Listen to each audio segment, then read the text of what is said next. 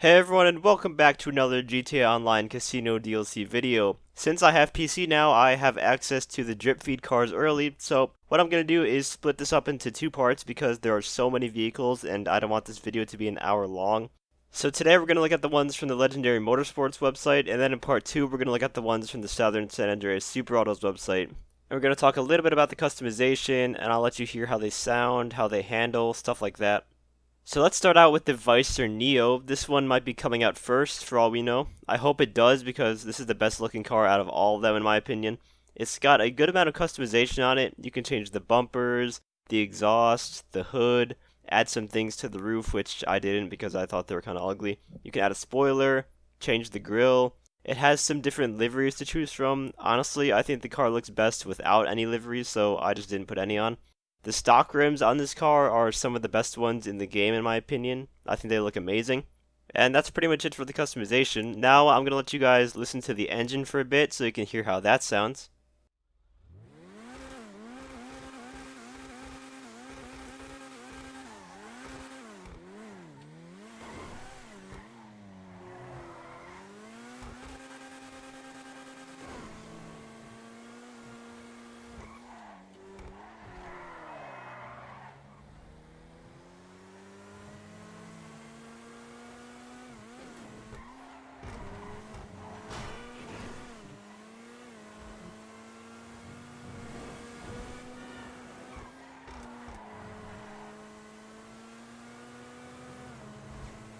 So it's a pretty familiar engine sound. It handles pretty decently, definitely better than some of the cars that you're going to see later down the line in this video. The look of this car kind of throws you off. You'd think this should be like a supercar because that's what it looks like, but it's actually a sports car. Up next is another supercar. This one is called the Progen Amorous. For customization, you could change its exhaust, grille, mirrors, along with many other things. You can also add a livery to it. The liveries actually look pretty good on this car. I decided to go with one of them. It's got a lot of customization, and that's kind of the case with every one of these cars, which is a good thing. You know, you always want to have a lot of customization.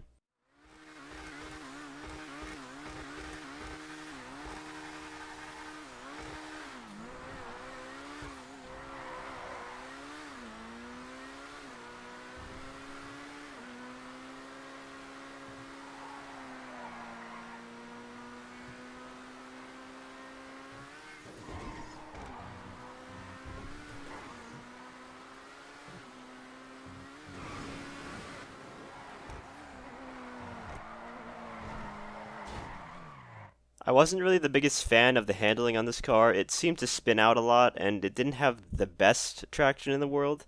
Now, maybe that's because I'm just a terrible driver on PC, but I think I would know a car when it doesn't have much grip. I mean, I've been playing this game for 6 years, so I think I definitely know when a car has a lot of grip compared to when one doesn't.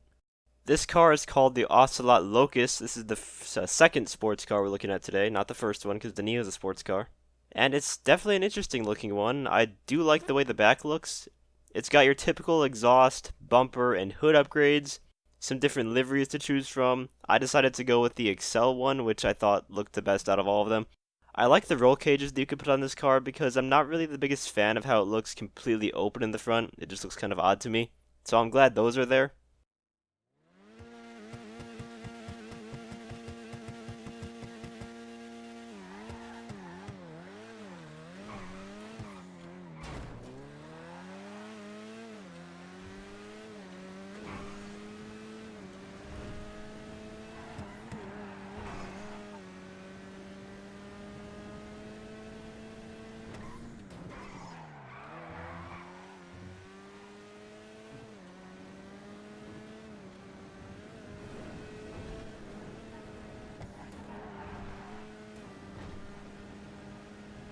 In terms of its performance, it didn't really feel all that special to me. It didn't feel that fast either compared to some other sports cars I've driven.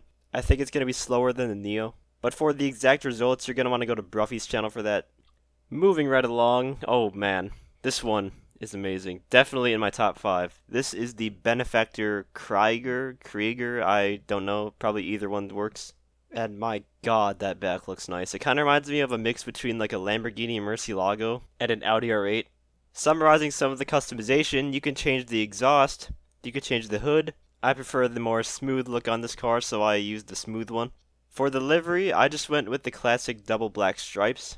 Thankfully, you can take those fins off of it. I'm not the biggest fan of how those look. I'd rather have like a spoiler on it. You can put a giant wing on this car if you want to also, but I went with a smaller spoiler.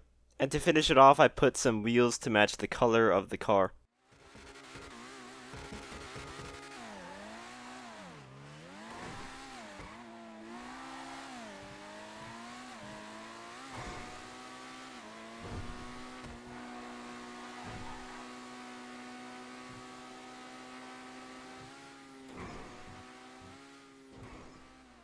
So right off the bat, I noticed that this car accelerated much quicker than the Amorous we just looked at.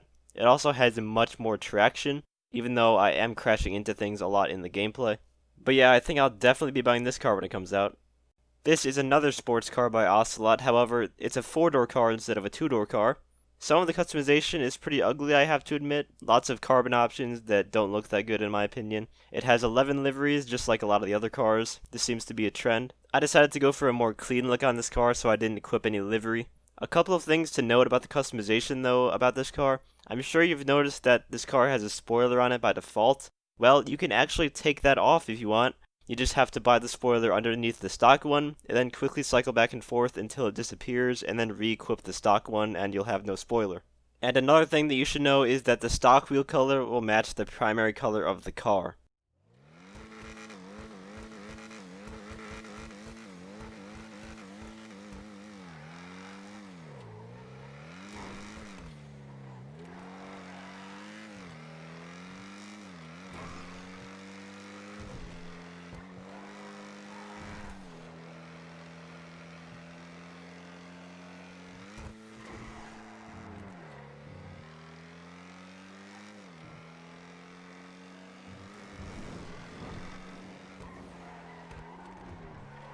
It's pretty fast for a 4-door sports car, but for racing you're obviously not going to want to use this car. But it does look really nice, and without the spoiler I think it looks even better. And it'll be interesting to see how this stacks up against some of the other 4-door sports cars in the game. Here's another supercar, the Pegassi Zorrusso. This one has a really unique exhaust option called Street Setup. It basically removes everything covering the back exhaust so you can see all the pipes and stuff. Personally, not my taste, but it is unique. Again, this has 11 liveries. I went with this Pegasus one and then tried to match that silver stripe going down the middle with the primary color of my car. If you don't like how it doesn't have a roof, you are able to put a carbon one on. It kind of sucks that that is the only option. I would have preferred having a primary color option for the hood, or the roof. One last thing about this car, unlike the last one where the primary color controlled the stock wheel color, for this one the secondary color controls the stock wheel color.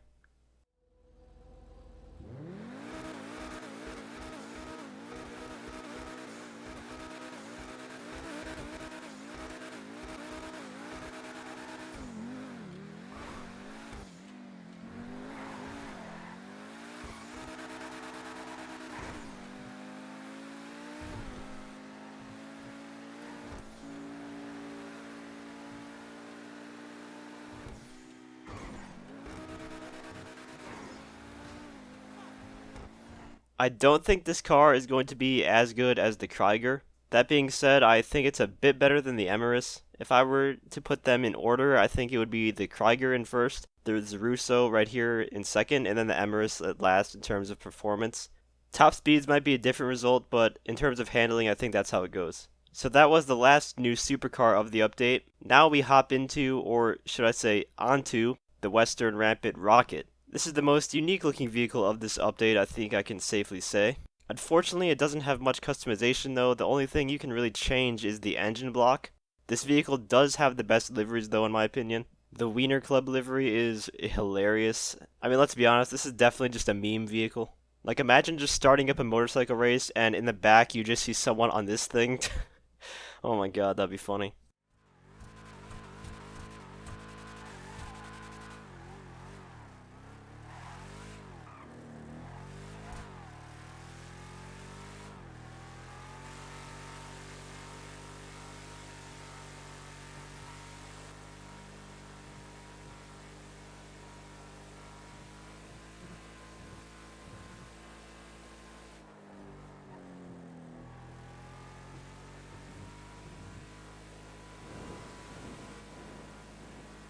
It handles so weird.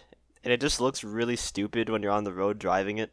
Oh, and if you were curious, you can fall off of this vehicle if you hit things too hard. At least in single player. I'm not sure if they code this as a bike or a car, because in single player you can also fly out of cars if you hit things too hard. Now the last vehicle we're taking a look at today is the Lampadati Novak. This is an SUV, which we don't get very often. For an SUV, the customization is really good with different bumpers, exhaust, hood options, liveries to choose from. I went with the white stripes to do a blue and white color combination on this vehicle. There are a good number of spoilers you can equip on the vehicle, and the stock wheels of this car are the exact same ones in the SUV category, so there's nothing unique there.